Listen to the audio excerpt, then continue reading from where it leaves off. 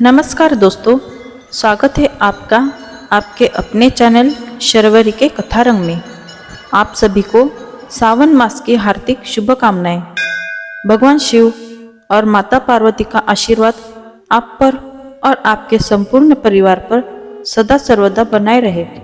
भगवान शिव आपके सभी कष्टों को दूर करे और आपका घर धन धान्य से भर दे और सुख समृद्धि की वर्षा हो, ऐसी हम मंगल कामना करते हैं। आज के वीडियो में हम श्रावण मास का आध्यात्मिक महत्व जानेंगे। कृपया इस वीडियो को अंत तक जरूर सुनिए। श्रावण अथवा सावन हिंदू पंचांग के अनुसार वर्ष का 5वां महीना पड़ता है। इसे वर्षा ऋतु का महीना या पावस ऋतु भी कहा जाता है, क्योंकि इस समय बहुत वर्षा होती है। इस माह में अनेक महत्वपूर्ण त्योहार मनाए जाते हैं, जिसमें हरियाली तीज, रक्षाबंधन, नागपंचमी आदि प्रमुख है। श्रावण पूर्णिमा को दक्षिण भारत में नारियली पूर्णिमा व अवनी अवितम, मध्य भारत में कजरी पूनम, उत्तर भारत में रक्षाबंधन और गुजरात में पवित्रोपना के रूप में मनाया जाता है। त्योहारों की विविधता ही तो भारत की विशिष्टता की पहचान है। श्रावण यानी सावन माह में भगवान शिव की आराधना का विशेष महत्व है। इस माह में पड़ने वाले सोमवार सावन के सोमवार कहे जाते हैं, जिनमें स्त्रियां तथा विशेष तौर से कुंवारी युवतियां भगवान शिव के निमित्त व्रत आदि रखती है। आइए अब सुनते हैं सावन माह की पौराणिक कथा। जब सनत कुमारों ने भगवान शिव से उन्हें सावन महीना प्रिय होने का कारण पूछा, तो भगवान भोलेनाथ ने बताया कि जब देवी सती ने अपने पिता दक्ष के घर में योग शक्ति से शरीर त्याग किया था, उससे पहले देवी सती ने महादेव को हर जन्म में पति के रूप में पाने का प्रण किया था। अपने दूसरे जन्म में देवी सती ने पार्वती के नाम से हिमाचल और रानी मैना के घर में पुत्र के रूप में जन्म लिया। पार्वती ने युवावस्था के सावन महीने में निराहार रहकर कठोर व्रत किया और शिव को प्रसन्न कर उनसे विवाह किया, जिसके बाद ही महादेव के लिए यह विशेष हो गया। मर्कंड ऋषि के पुत्र मार्कंडेय ने लंबी आयु के लिए सावन माह में ही घोर तप कर शिव की कृपा प्राप्त की थी, जिससे मिली मंत्र शक्तियों के सामने मृत्यु के देवता यमराज भी नतमस्तक हो गए थे। भगवान शिव को सावन का महीना प्रिय होने का अन्य कारण यह भी है कि भगवान शिव सावन के महीने में पृथ्वी पर अवतरित होकर अपनी ससुराल गए थे और वहां उनका स्वागत अर्घ्य और जलाभिषेक से किया गया था। माना जाता है कि प्रत्येक वर्ष सावन माह में भगवान शिव अपनी ससुराल आते हैं। भूलोकवासियों के लिए शिव कृपा पाने का यह उत्तम समय होता है।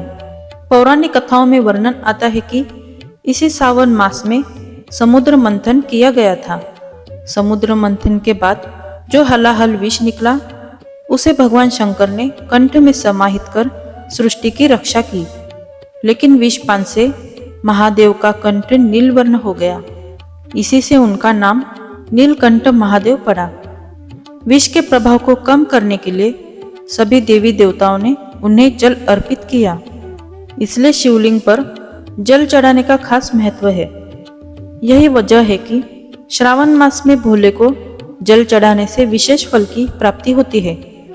शिव पुराण में उल्लेख है कि भगवान शिव स्वयं ही जल है, इसलिए जल से उनकी अभिषेक के रूप में आराधना का उत्तम फल है, जिसमें कोई संशय नहीं है। शास्त्रों में वर्णित है कि सावन महीने में भगवान विष्णु योग निद्रा में चले जाते हैं, इसलिए ये समय भक्तों, साधु संतों सभी के लिए अमूल्य होता है।